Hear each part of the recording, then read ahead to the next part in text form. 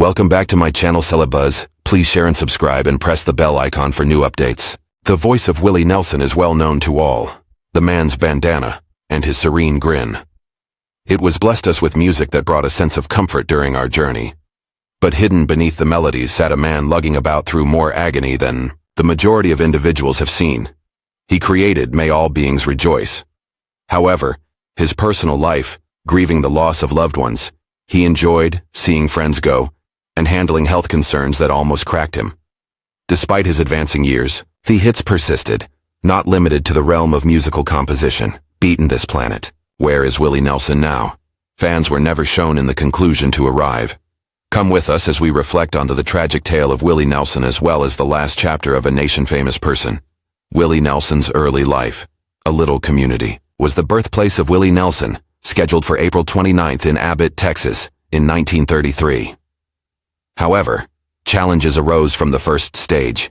His mom and dad, Ira, and it wasn't long until Marural and Hissat birth. First to go was his mom. Then his father divorced and departed as well. What about Willie and his who remained behind were Bobby, the older sister. Their grandparents took care of raising them. Their parents still weren't children, were never left alone as they grew up. They were showered with love and music, truly, and they took care to ensure both Bobby and Willie were raised in a home where songs. In a previous interview, Willie stated, "They were completely unable to look after us. Trust me when I say that they really accomplished to do the grandson of Willie, a solid blacksmith. Lots of times Willie would lend him a hand, remove it. However, things took a tragic turn. When, unfortunately, his grandpa did not survive a pneumonia. It was only Willie's 6th birthday. He wrote in his memoirs. Ending the relationship with mom and dad appeared more tragic than dying, since they were still present in the world, however, did not accompany Bobby and me as they had previously expected to stand. Anguish over that loss been by his side for a long time. He watched his grandpa presented him with his initial. Willie began playing the guitar at the age of 6, mastering chords wise. He had already conquered composing his own musical compositions. His voice soared gospel at church and even became a member of a nearby musical group known as Bohemian Pula at precisely 9 in the morning, years old. There was more to music than a pastime. It became a way out. However, regardless of as a musician, I had a tough life. Buddy and cotton was harvested by his family in the scorching Texan heat to stay alive. He despised it. It was at one point penned in "Roll me up, and when I'm dead, smoke me, right here." While selecting heat cotton and the assumption that there is another approach to earning $1 and sustaining life. Indeed, he was correct. However, the road to that better life was still somewhat lengthy. An aspirational adolescent who plays guitar. By around the time Willie approached puberty, he has already endured more adversity than a large number of adults. However, he persisted. Began dancing, performing in local pubs, streets, and dive bars. At 13 years old, he started making money through music. As some were making their way back from after a long day of school, Willie decided to play nighttime guitar practice solely to bolster his loved ones. There were a plethora of musical formative years, while he mused over legends such as Bob Wills, Hank Williams, even Frank, Django Reinhardt Sinatra performing. That cacophony molded his original perspective and manner. Back when I was a senior in high school, music wasn't Willie's only passion. It was performed on the football, basketball, and the sport of baseball. Furthermore, he was involved in pig farming, USA's up-and-coming farmers. Yet it never failed to entice him musically most powerful. While still a senior in high school, he became a fan of a group known as the Texans. Its leader was Bud Fletcher, who was married to his sister. They performed each week on a compact music venue in Hillsborough, TX. As time went on, Willie became accustomed to public performances, regardless of whether that throng was engaged in remote listening. However, not all expenses were covered by music. So additionally, Willie had side gigs, being a tree trimmer, a phone operator, and performed pawnshop job. Every moment of my life matters of staying alive. Willie, meanwhile, did it was necessary. He became a member of the United States Air Force. But even that was short-lived, quite a length. His discharge was only 8 months later, subsequent to that. Due to back issues, the experience was yet another obstacle. Regardless, he persisted progressing, attempting, falling short of, and giving it another shot. Following his tenure in the military college, Willie attempted to enlist. It was now a student at Baylor and trained as a farmer. More than that, he became a member of AA group known as Tau Kappa Epsilon. But stillness eluded him. A realm of musical creation became more pressing, and he decided to leave in 1956, fully commit to pursuing that aspiration. But ideals do not cover living expenses. After Willie working various jobs to make ends meet, being a bouncer for nightclubs, a saddle maker, a auto body shop mechanic, and yet again a trimmer for trees, his involvement with his perform with my pal Johnny Bush's band for a little, he ultimately settled in Pleasanton, Texas. He received his initial my attempt at being a disc jockey. Someone who owns a radio, he was hired by a radio station called K-Bop. Despite Willie's lack of a radio prior knowledge, he benefited from the little respite. Capture the music of 1955. They the Tempest had just started, and if and when I ever sing another hillbilly song. To capture them, he repurposed cassette tapes. I had them forwarded to a label, only to receive turned down. But he persisted nevertheless. It was held positions at several radio stations, as well as those in Fort Worth and Denton. At nightclubs, he would also perform live. Throughout the day, I was a Sunday school teacher. Then the idea of starting over occurred to him might be useful, as he gathered his belongings and decided against relocating to San Diego, came up empty-handed there as well. By the way, after that, what transpired demonstrates Willie's doggedness. An empty lot, a ditch, and $10 indispensable resource. Since I have no plans to leave San Willie Diego, and they hitchhiked to he was born and raised in Portland, Oregon, spent their lives. However, nobody took him in. It was settled for a ditch to spend the night. Picture this that. Willie Nelson Jr., playing guitar in hand. All by myself, without transportation or a home. He was on the verge of collapse at that moment, not at all. After some time he got on heading in the direction of Eugene, Oregon as a U.S. state. A generous truck driver went from there, rescued him and escorted him to a bus station. The man even parted with $10 to get a transportation to get to Portland. That easy. This act of generosity brought Willie his subsequent chance. The achievement still wasn't patiently awaiting entry. Willie started exerting oneself, hopping from one employment to separate one. He went so far as to sell books from the library to the home. While he failed to be proud of it. In an interview he gave the people I was trying to market to were inhabiting modest dwellings. I had a slight downside to selling a $600 pair of books to anyone who were unable to purchase a sofa. In the end, all of his efforts began to yield a profit, an initial sale of his family Bible song for simply $100. Nothing was the same after that. It enabled him to truly believe in his abilities get there.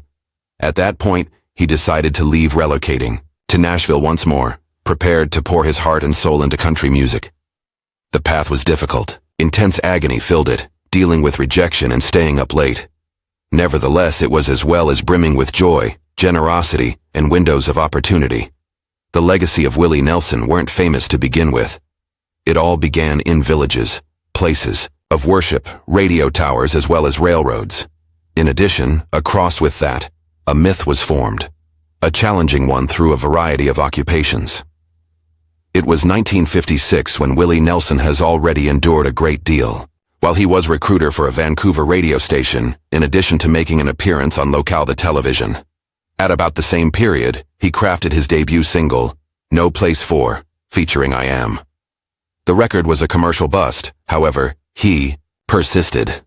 As a job, Willie was a host of a radio show and a club performer in the evening. Moreover, he ventured to Colorado in search of possibilities in Missouri and elsewhere. However, all efforts were unsuccessful. Following that, in pursuit of an appearance on Ozark Jubilee, and in the end, he washed the dishes only to stay alive. In a state of impasse, Willie returned to the Lone Star State. In Waco he remained, for some time before relocating to Fort Worth. At last, he decided to take a year off from music. He made a buck by selling Bibles and vacuum cleaners delivered right to your door. In the future, he went so far as to become the sales manager for the American Encyclopedia. From 1958 onwards, a boy named Billy came into our world. The family of Willie eventually settled in Houston. Along the route, Hasaw the Esquire, ballroom in the midst of attempted to sell a song by him, Mr. Sell Your Record for $10. Larry, the musician, despite not purchasing the music, Butler donated $50 in loan plus 6 nights of singing work for the club. Even that little thing made a difference. A Pasadena flat was rented by Willie, Texas. He began his career as a DJ there. Once more. As an added bonus, he cut 2 more singles at this period. Success finally came for Willie while peddling the single Family Bible to $50 to Paul Buskirk. In addition, he made sales entertainment options for 150. Regardless of the fact that he waived the Family Bible songs were popular for artist Claude Gray in the year 1960. Uncle Billy thought it was worthwhile to pursue music. As a result, he uprooted his life once more on my way to Nashville. Yet inside the country music's birthplace, the adventure began challenging in every way, assisting other writers, carrying on with optimism. Upon arriving to Still in 1960, he was unable to locate a recording company to sign him as a recording artist. The majority of his while one is drinking at Tootsie Orchid Lounge close to the Grand Ole Opry. Quite a well-liked spot for musicians and music composers. On a particular occasion, he was in the music industry when composer Hanky was noticed by Cochran. Just moments before, earned a pay increase. But, rather than retaining, he requested that his employer hand over the cash, as remuneration for signing with Pamper, to Willie Music. Because of such choice, Willie's life. Among the tunes that Willie played Hello Walls was at Tootsie's. Singer It was appealing to Fair and Young, therefore he chose to transcribe it. That contributed to the rise to prominence of Willie's name, Remove It. Ray Price, a country music legend, Nightlife was recorded. Price required A.A. Fresh bassist. He extended an invitation to Willie to become a member of his outfit. I hit the road with Willie, together with the Cherokee Cowboys.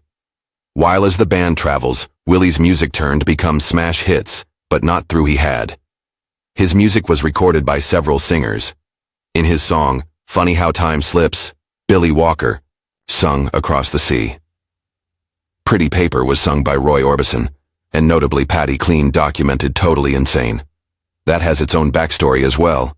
Charlie Dick, Cline's spouse, heard Insane on Tootsie's jukebox.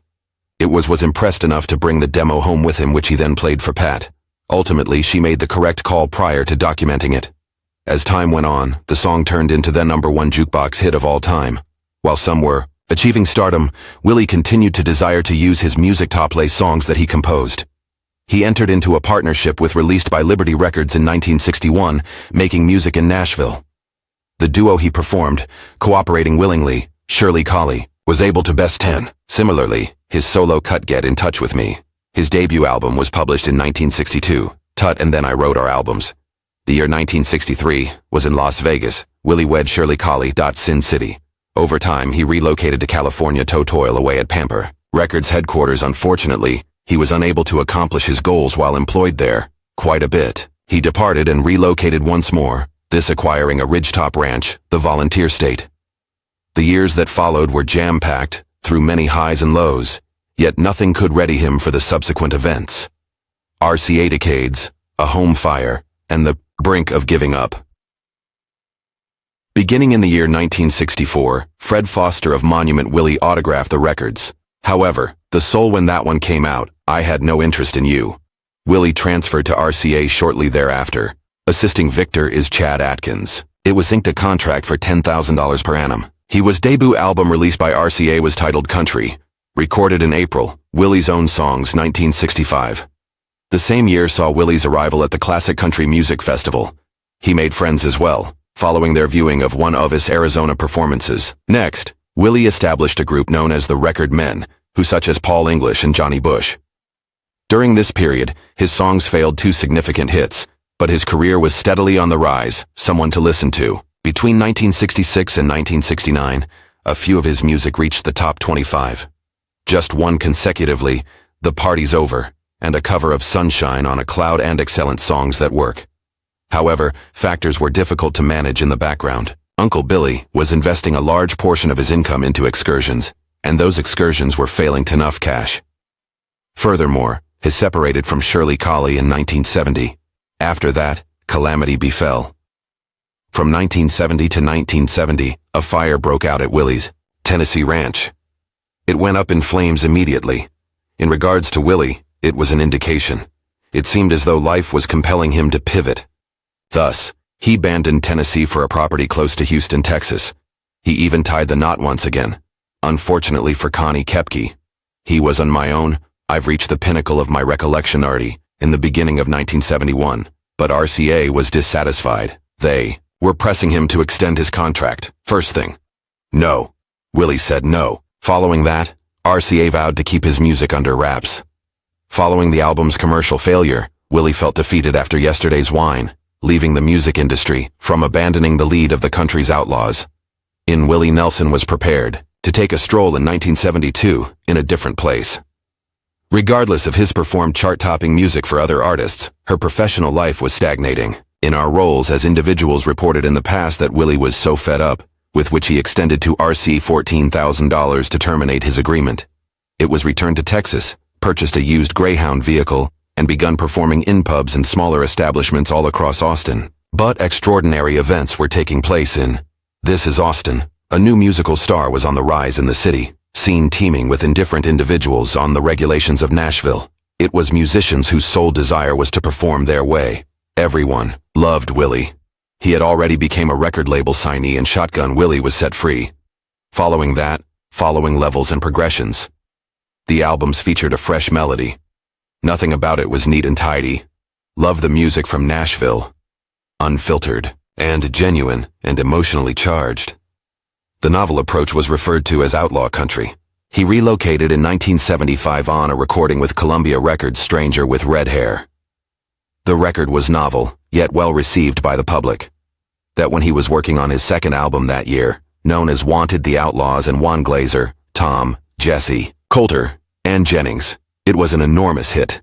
Willie didn't have far from being a mere songwriter. Now he was an expression for an alternative style of country music. His popularity skyrocketed in the 80s. It was created musical works such as Honeysuckle Rose and sung famous songs such as On the Road Again, In the Name of Poncho, Lefty, and All the Girls I've Had Past Romances. In addition, he became a member of a prominent trio known as the Highwaymen. Included Johnny Juan Jennings, Cash, and Chris Anderson Christopherson. Willie was instrumental in 1985 when he put on Farm Aid, a benefit event to raise money for America's farmers who are stuck. Quite an enormous occasion that continues annually. Every single one was never missed by Willie. So, getting back to the topic at hand, Willie to Nelson, music was only one of many passions. It was rose to fame with hits like Shotgun Redheaded, Willie, and Stardust Are Here, Stranger. Now that he was famous and Hollywood paid attention, performing on stage to cinema, filmmakers such as Sidney Pollack wanted to cast him in his films. After then, Willie landed roles in films like Power Horse, starring Robert Redford, con artist and acting coach. Regardless that he, despite his acting abilities, had tried it out. I essentially perform whoever it is that I am expected to be, I said, Willie declared. Plus, that doesn't necessitate Avery Little acting. Indeed, he might not have come out on top, acting honors. However, he did receive a nomination, something equally remarkable, for the Oscar for Best Original Song. Anything to do with the movie Honeysuckle Rose. The song was On the Road. Funny sufficient, he scribbled it on the reverse of handbag for throwing up on a flight. For Willie, being his early work was in music rather than film. Love. He mentioned that he enjoys filmmaking, but I dislike going because it's limiting, over an extended period without performing live. But, the man behind the movies and the stardom, Willie was still grappling with very private distress, and a portion of that distress almost end of story with him. An ominous point. In Nashville, Tennessee. The formative years of Willie Nelson in challenges arose in Nashville. Writing about along with Paul, he revealed his profound sense of disorientation several time ago. His dwelling was a dilapidated vehicle, pulled up alongside a graveyard. Didn't have much luck landing musical gigs.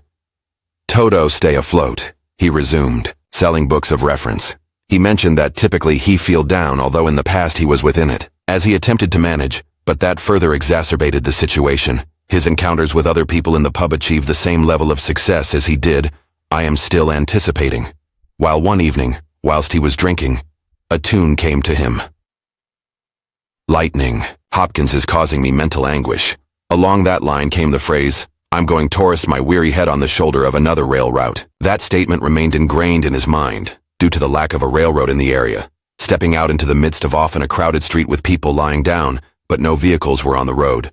Automobiles are turned away from him, and during that peaceful instant, a change of heart came over him. Had I feel better now? Did I feel let down? Do not know without a doubt, he pondered. This much I can say. I got back on my feet, returned to Tootsie's, and one more beverage. Fortunately, he succeeded, later that evening. However, the pain, his life continued beyond that point. Best regards, hidden truths, and a separated marriage. Big Willies. My romantic life has been filled with its fair share of curveballs. Throughout, his stele, Me and Sister Bobby, in which he discussed concerning an event that altered the course of events while he was married twice.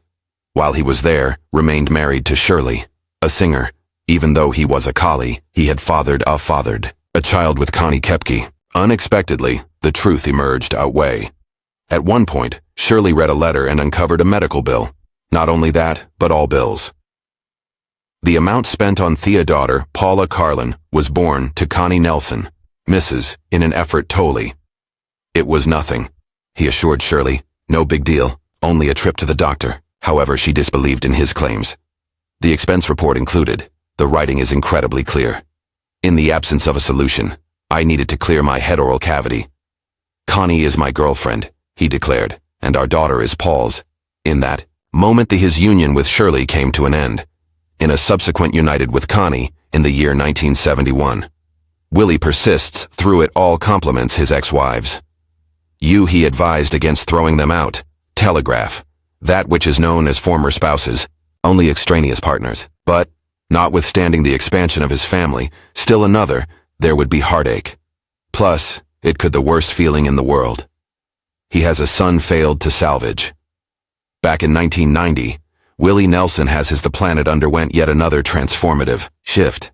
Next, the IRS arrived for taxes that were not paid. What they stole, nearly all of it, even his house and his studio records and the Lone Star State.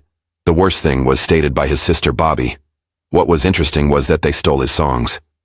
Things other than money weren't taken by them, but there was still more misery to come.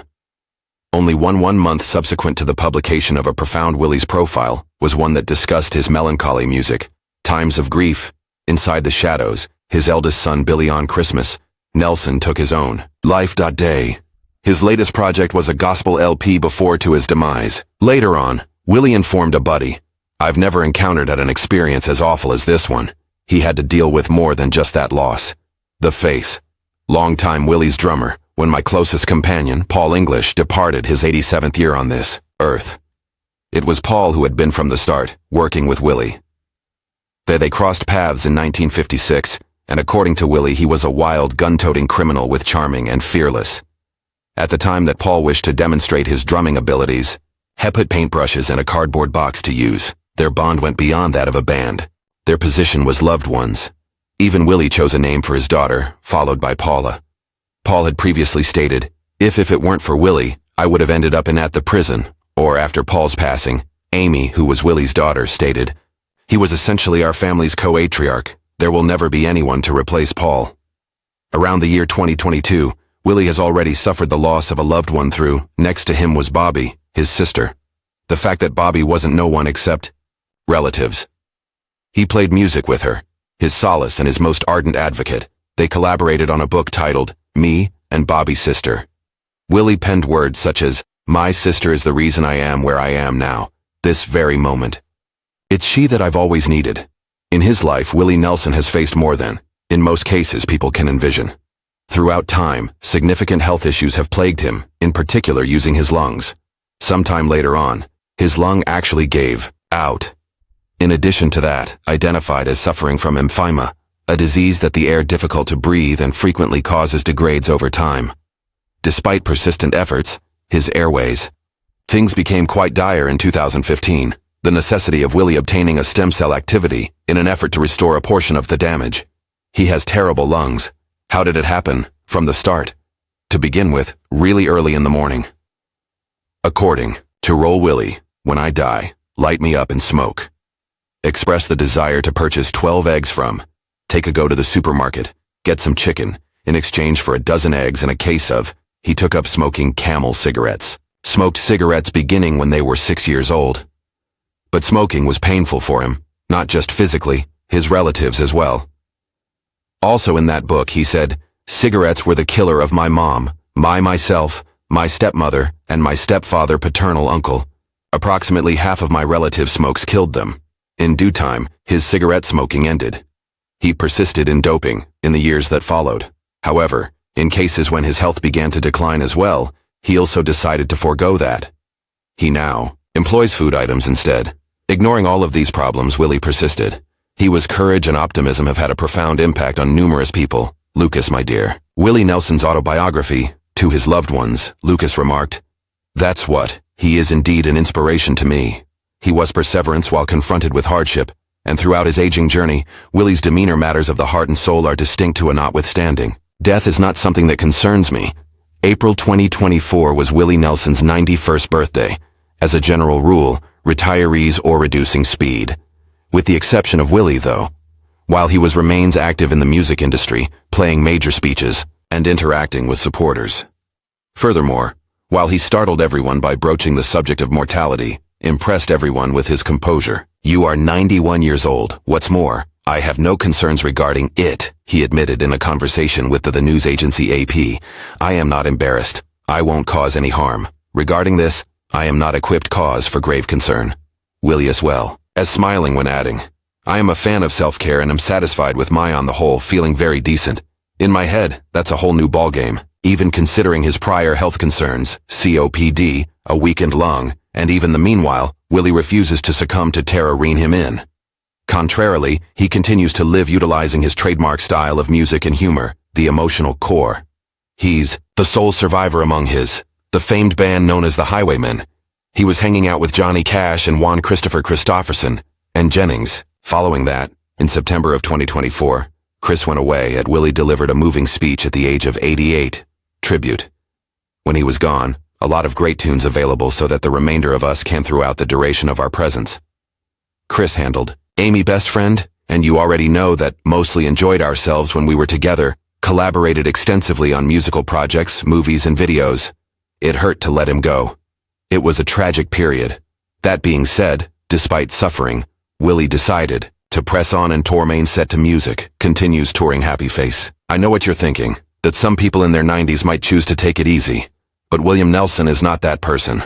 Although he is 91 years old, remained on stage, strumming his guitar hands, bringing joy and song to everyone around to the next level. He gave a performance at an October 2024 event in support of Kamala Harris, the vice president in the Lone Star State, his hometown. Uncle Billy unveiled his renowned instrument, Trigger, and sang audience favorites, such as Mama's, Keep Your Children, From Becoming Once More Back on the Road, and Cowboys. The audience was astounded. He was at that point with 91 years under her belt, and full of life force. Spectators witnessed him giggling, singing, yet still sharing the stage as he had. Plus he had company. Among the Beyoncé was one of the special guests that evening. Following the occasion, she shared a heartfelt Instagram post about Willie. That proved just how profoundly Willie has motivated individuals of all ages. From as well as up-and-coming musicians, what he has accomplished and how despite tough times he maintains his composure. Not easy. However, when taking the stage, delights followers, while in reality sometime recently, Willie considered the whole view. In addition, he is utilizing his musical compositions in order to divulge the details of his In My Head. With dignity, we face death. In relation to Willie's 92nd birthday is in April of 2025. Special information belonged to Nelson, The Final, his 76th studio album as a solo artist, A Tree's Leaf. The new CD explores into profound topics, aging, and the pain of cherished ones and the significance of leaving a family history. His son was the one who made it, Micah, which added an extra layer of intimacy. While speaking with the Associated Press, the album, according to Willie, is about facing dying gracefully. Among the musical selections are renditions by musicians such as Tom Waits and Beck in addition to newly composed original works beside Micah. Every song showcases Willie's reflections on existence, maturation, and our nothing will remain after we are gone. Even despite the album's themes about mortality, sounds upbeat. You have a good point there, serene and powerful. It is what Willie possesses, been widely used, having witnessed suffering, endured tragedy and yet managed to carrying on cheerfully. Even if he's had a great deal of sorrow to bear, now that he's the last survivor among the Highwaymen, along with his bandmates and close pals, he has relatives die. However, instead of plummeting mourning, he decides to pay tribute to them through performance, song, and the exchange of the backstories of these individuals. If that's the case, then maybe he remains present. Why? Because each time he ascends the stage while clutching Trigger, he carries some of them along with him. Uncle Billy, even though Nelson fought off disease and tragedy, yet he has triumphed against all obstacles. And here he is, still touring at the age of 92. Once more, singing with conviction and a smile while demonstrating that love endures. Through it all, you have the power to go on to the next song. In your opinion, what sustains Willie Nelson's performance even when 92? Drop a comment with your 2 cents down below. Plus, please like the video. Sign up now and don't miss a thing. Captivating tales from the world of Hollywood's interesting past. Catch you later.